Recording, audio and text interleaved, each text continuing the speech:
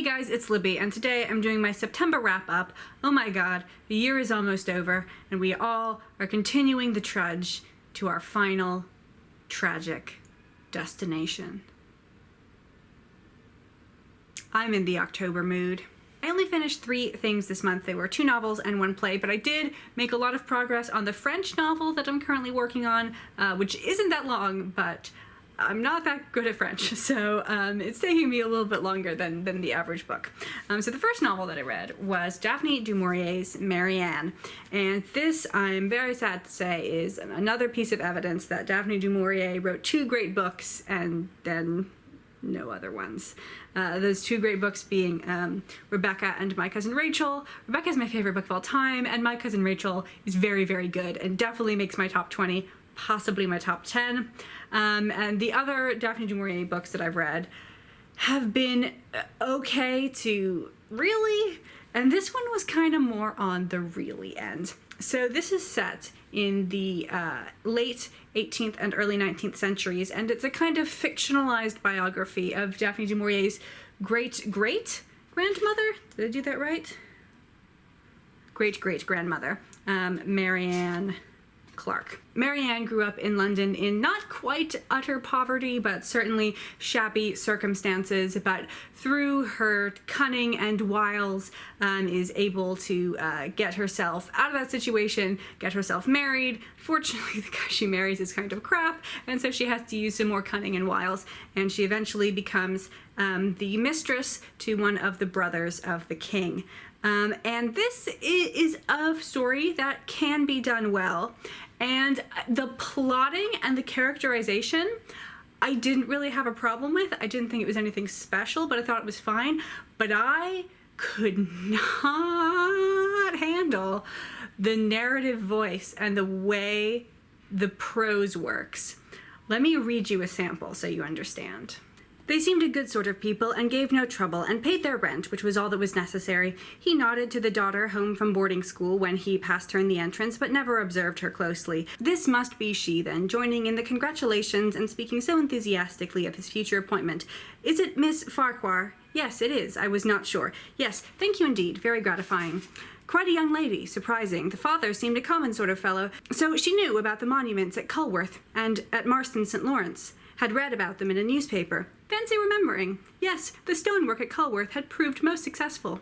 Before he knew what had happened, the other colours had gone, and Miss Farquhar was telling him about her rogue of a stepfather who had disappeared without leaving an address, so that it was impossible to get any money out of him to pay the rent. So it's this kind of relentless stream of consciousness style that I think works for short passages, but like this is 400 pages and I felt each and every one of them, and I was like, please just give me a complete sentence to hang on to. This is like, I put down 3 on Goodreads just because I love Daphne, but this is a 2.5 star book. I do not recommend reading it unless you are a Daphne du Maurier completionist. And then I read The Winter's Tale by my good friend Will Shakespeare for the Bard Book Club. So there's a whole long video talking about that, but it is spoilery, and also I think just confusing if you haven't read the play. This is about a man who thinks that his wife is cheating on him with his best friend, but he's actually completely wrong and kind of ruins his life, but it has a happy ending. Hey! It's not my favorite Shakespeare play, it's not even my favorite romance, but you know, it is quality work and gives you some good stuff to chew on. So yeah, I recommend reading or seeing it. Give it 4 stars. And then the last book that I got through was The 13th Tale by Diane Setterfield. I read this for the read-along that was being hosted by Katie over at Books and Things. In one sense, I have read this book many, many times before, but in another sense, this is my first time reading this book. What a conundrum, I shall explain. So the first time I read this book, I had owned it for several years. Amazon, this was before I was even on Goodreads, and possibly before Goodreads existed. Amazon told me that I would like this book because I liked The Meaning of Night so much. So I picked this up at Barnes & Noble, and it sat on my shelf for months and possibly years, and eventually I was cleaning out my bookshelves and I was like, okay, I'm just gonna give this book like 1 or 2 chapters, just double check, and then I can get rid of it without feeling bad. It did not stop at 1 or 2 chapters, which gives me something in common with the heroine of this book. Our protagonist, we kind of have two protagonists, but the first protagonist that we meet is named Margaret Lee, and she lives a rather reclusive life with her father. Her father deals with like antique and special interest books, and he owns a bookstore which Margaret lives above. And Margaret one day gets a letter from a very famous contemporary author saying that she would like to give Margaret an interview. And this woman, Vida Winter, is well known for not giving interviews. People have tried, but she gives them something that is obviously fake. So at first she's like, I am not interested in your contemporary fiction. I don't really want to do this. And then she discovers in her father's like back closet, like super secure books area, one of Vida Winter's short story collections called 13 Tales of Change and Desperation. And she, like me, is like, I mean, I guess I'll just read a couple pages to see what it's like. And then she is sucked into them. And unfortunately, the title is an error and there is not a 13th tale. And so Margaret is left starving for more. And so she goes and does this interview. And then much of the book is Vida Winter's past, ending with what I believe is the greatest twist in fiction. So I read that paperback that I bought from Barnes & Noble twice. And I also got the audiobook and listened to that maybe a dozen times. Unfortunately, I think there is only an abridged audiobook available. So the few times that I have read it in physical form, most of it is very familiar, but there will be the occasional paragraph where I'm like, wow, I do not remember this bit at all.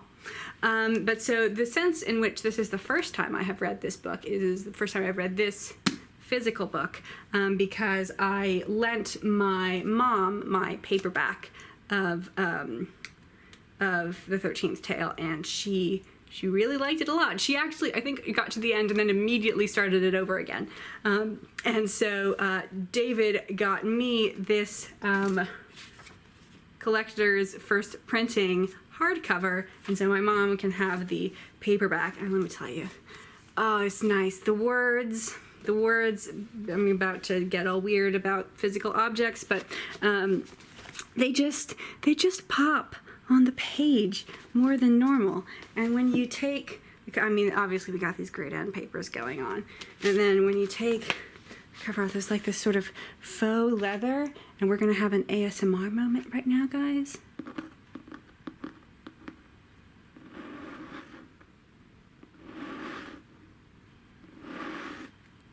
Yeah, I really like it.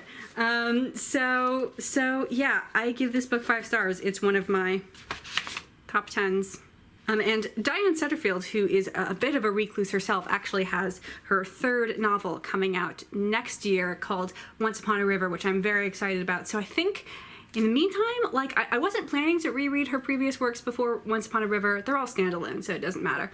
But now that I have read The 13th Tale, I think I may reread Bellman and Black sometime this winter. Because I've actually only read this one once. And as a warning for anyone who just read The 13th Tale with a read-along and are now picking up Bellman and Black, be warned that it is very, very different. And if you go in expecting more 13th Tale, you will be disappointed. So just go in tabula rasa. This is a very strange book in terms of like timeline and like what is real. So it's not the most inviting book, but I think it is really well done. I didn't even read this book, but it gets a bonus review. Okay, that didn't take too long at all. I gotta stop reading so many books and I can make these wrap-ups a lot shorter. Thank you for watching, guys. I'll see you later.